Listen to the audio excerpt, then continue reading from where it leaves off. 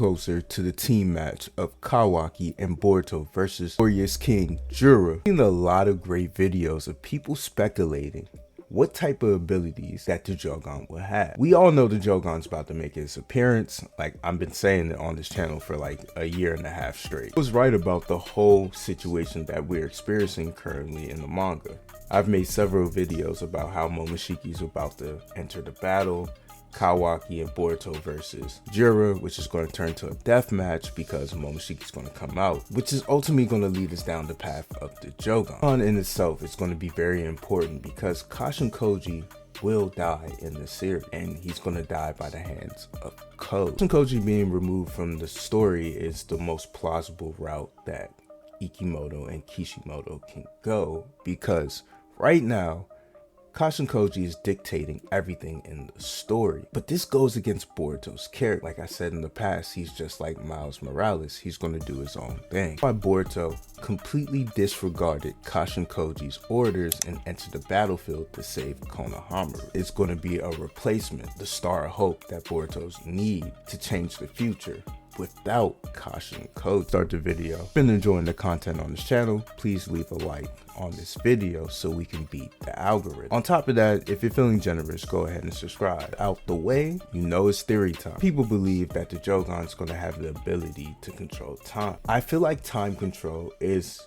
such an OP ability that it really doesn't make that much sense to give Boruto time control so early on in the series. I'm saying Boruto will not have the ability to control time. I've talked about that in one of my earlier videos over the similarities between Boruto and Link from Legend of Zelda. If you play The Legend of Zelda, you can compare Boruto's Jogan to the Ocarina of Time. First ability that the Jogan will have will allow Boruto to access the strengths and the abilities of all his different timelines. For example, say Boruto creates a jutsu in one of these timelines that we didn't see. He will be able to add that jutsu to his current arsenal in the current timeline, allowing him to draw on the powers and the wisdom of his different variants. The second and most obvious ability that the Jogan will give Boruto will allow him to use Karma V1 and V2 and also access Momoshiki's future sight. It's a watered down version of Senjutsu, but it will allow Boruto to see into the future. No, it won't be on the same level as 10 Directions. Third ability will allow Boruto to access different dimensions, but more importantly, Shibi's dimension. See, when Boruto dies in the upcoming chapters, he's going to wake up in that dimension where we saw Shibi, where Ishiki was explaining the god creed of his clan, Code, and we saw that godlike figure with a million Jogans surrounding its body. It's going to be similar to the dimension where Link was sealed in with the rest of the sages in the Ocarina of Time game. We're going to directly get Shibi that chapter. We're probably going to hear somebody in the background talking and Boruto's going to overhear it, but he's so out of it, he's not going to realize what's going on. We might even see Toneri. Why I believe it's going to connect to Shibi, because I'm under the impression that the Jogan was placed in Boruto. Well, the ability to unlock the Jogan was placed in Boruto under Shibi's control. And I covered that in a lot of my videos, like Shibi's plan and the Jogan's coming soon. So the first couple of abilities that I listed are the obvious ones. We know for a fact all that's going to happen. So let's talk about some of the other abilities that the Jogan might have. That's going to be a nice complement to the story and Boruto's character. If I'm butchering any words, I'm tired. I'm just trying to make sure I get this video done. It's like 1 in the morning. This ability that's fitting to Boruto's character will allow him to talk and communicate with his teammates mentally, similar to the Yamanaka's ability, but personally crafted for Boruto. Allow Boruto to talk to Sarada Death through his mind, with being in a certain range of these characters. Allow Boruto to be with his friends at all times. I know it sounds like I'm about to steal Ida's ability, but I feel like Boruto will have somewhat of a similar power of remote viewing, where he's able to watch and see his friends. And we saw something similar to this in the anime canon, but you know, anime canon isn't really canon to the manga. So Boruto activates his Jogan, he will be able to see where everybody's at, and that will add on to his protector role in the verse. Boruto's a protector of Sarada and the rest of his friends, so if he has an ability that he's able to see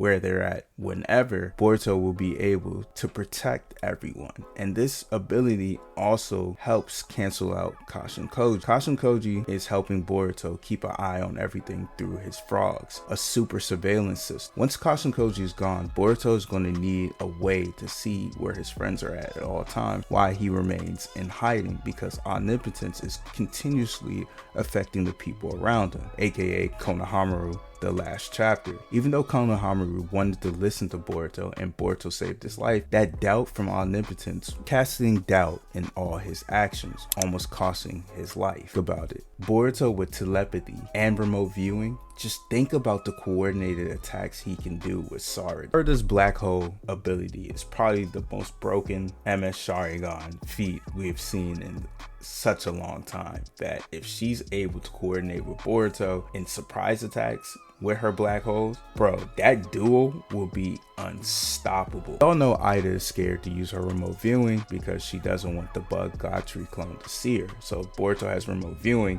when Sarada gets kidnapped at the end of this arc, he will be able to see her once he comes back to death, and he will go infiltrate and save his best friend, aka his lover. This ability, Boruto is going to have a heightened level of sense, meaning he's going to be more in sync with his environment, his chakra, the planet, and everyone around him. Similar to the Sharingan, the Jogan is going to give him that ability, so he'll be able to move at Jura's pace. We view the Jogan as the god eye. Well, that means almost every dojutsu that we've seen in the Naruto verse possibly came from this eye. So it wouldn't be a shock if this dojutsu has similar abilities to the rest of the dojutsus that we've seen in the Naruto series. I feel like the Jogan will give Boruto telekinesis. This ability would basically change Boruto into a Jedi. You know how the Jedi use the Force to move objects at their will. Boruto has this ability. This will make him the most broken shinobi in the series. When he activates the Jogan, he's able to move items, move people out the way.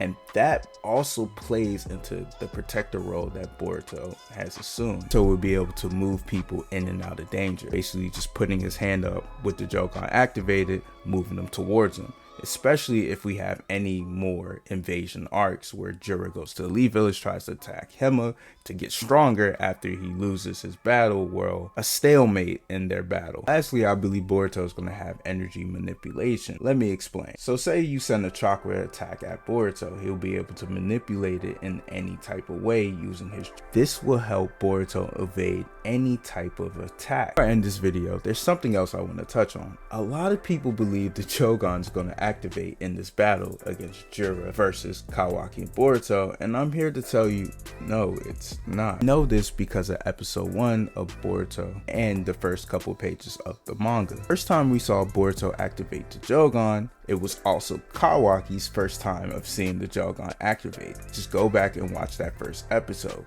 When Boruto activates his Jogan, Kawaki is in complete shock because the last time he fought alongside with Boruto, Boruto had no control of the Karma Seal and he didn't have this dojutsu. That's why Kawaki was so shocked when he activated his Karma and the Jogan. He's like, hold up, wait, I thought you were dying and you're merging with Momoshiki's soul, so you shouldn't be able to use this ability. And here Boruto is chatting it out. What I'm basically saying is Kawaki isn't going to see Boruto awaken the Jogan, and I think after this battle, Kawaki isn't going to interact with Boruto for a long time until we see the destruction of the Leaf Village. And I have my theories on why Kawaki is going to destroy the Leaf Village, and I think I have a couple videos coming out about that soon, so just stay tuned. Kawaki's evil awakening has everything to do with Jura. Jura has been an incredible villain, and he's going to leave his mark in Kawaki, just like he's going to leave his mark in the rest of the series. But yeah, that's all the abilities that I believe Boruto is going to gain